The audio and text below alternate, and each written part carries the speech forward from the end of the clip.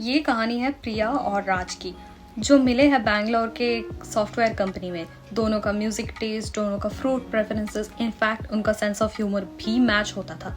दोनों साथ में टाइम स्पेंड करना, ट्रिप्स लेना, and soon they started sleeping with each other.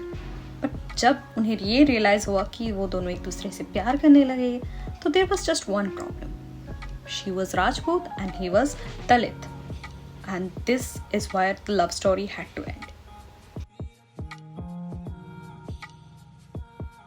अगर हम पिछले 10-15 साल या पिछले 10-20 साल की ऑर्गेनाइजेशन और ग्लोबलाइजेशन को कंपेयर करें, then it is imperative that the millennials and the Gen Zs have certain degree of freedom which the previous generation did not.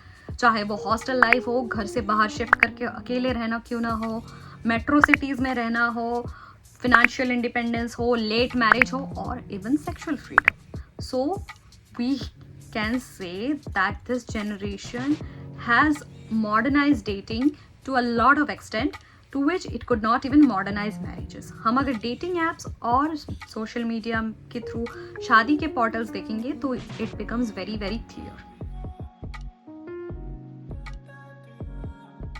In fact, the same people who write about their vibes, their chemistry, their dating life, their expectations, everything in their dating app profile, these are the same people who will look for the caste and the religion filter while browsing through a matrimonial app. ये होता है एक dating app का user interface, and these are the kind of matrimonial websites which are present. So it is not wrong to say कि शायद English speaking urban areas में caste उतना out and loud नहीं होता, but it is very very subtle. क्योंकि राज और प्रिया की कहानी कोई इमेजिनरी कहानी नहीं है. This is in fact the reality of many people in this generation. Indian sociologist G.S. Ghurye का ये मानना है कि caste preserves itself through endogamy. Endogamy मतलब अपने बिरादरी के अंदर शादी करना, that is marrying within one's caste और even sub caste. B.R. Ambedkar also said that marriages are how the caste preserves itself. And in order to protect and preserve this caste purity, women's sexuality is also controlled.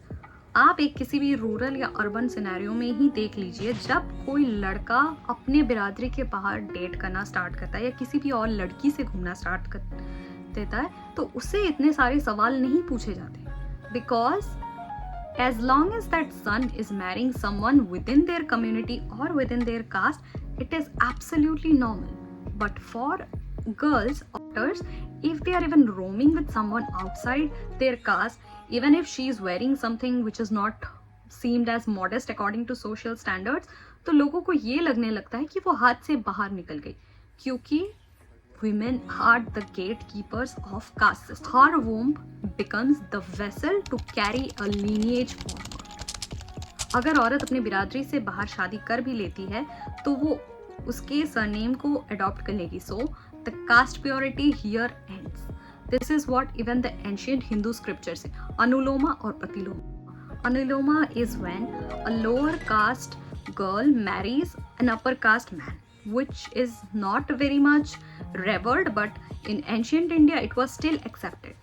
And next it's pratiloma, जिसमें एक higher cast औरत अपने से lower caste लड़के से शादी करने के लिए रेडी हो जाए, जो बहुत ही ज़्यादा पनिशेबल एंड बहुत ज़्यादा condemnable. If we talk about urban areas, तो वहाँ पे no one even bats an eyelid कि आप किसके साथ घूम रहे हो, किसके साथ कॉफ़ी पी रहे हो. But when it comes to villages, especially in northern India, but several studies show that खाप पंचायत और ऐसे pseudo legal courts बहुत ज़्यादा बैठते हैं. In fact, honor killing becomes a common practice. Indian judiciary को इसमें बहुत बार इंटरवीन करना पड़ा कि दो कंसेंटिंग एडल्ट्स को कोई भी पंचायत कुछ नहीं बोल सकता. But this is not how it preserves itself. बहुत सारी केस स्टडीज में ऐसा भी दिखा गया है कि ऐसे खाप पंचायत ऐसे औरतों का और उनके फैमिली का हुक्का पानी तक बंद कर देते हैं. They become isolated in their own village. What is the result? Both the boys and the girls are conditioned from their childhood. तुम शादी जिससे करना है करो, लेकिन वो हमारी बिरादरी, हमारे कास्ट का ही होना चाहिए. तो जब वो बच्चा दूसरे सिटी में, बैंगलोर या दिल्ली जैसे सिटी में जाके रहेगा, तो प्यार होता है उसे। अगर किसी से प्यार हो भी जाए तो ही और she can not commit to that relationship fully.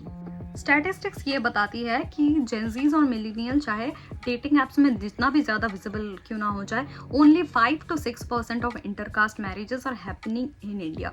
In fact interfaith couple को प्रोटेक्ट करने के लिए स्पेशल मैरिज एक्ट जैसे लॉज भी है। And despite that the ratio is very very low. The answer is very simple, it is conditioning. आपको बचपन से सिखाया जा रहा है कि अगर आप अपनी कम्युनिटी से बाहर शादी करोगे तो you will be punished, your parents will also suffer as a result of that.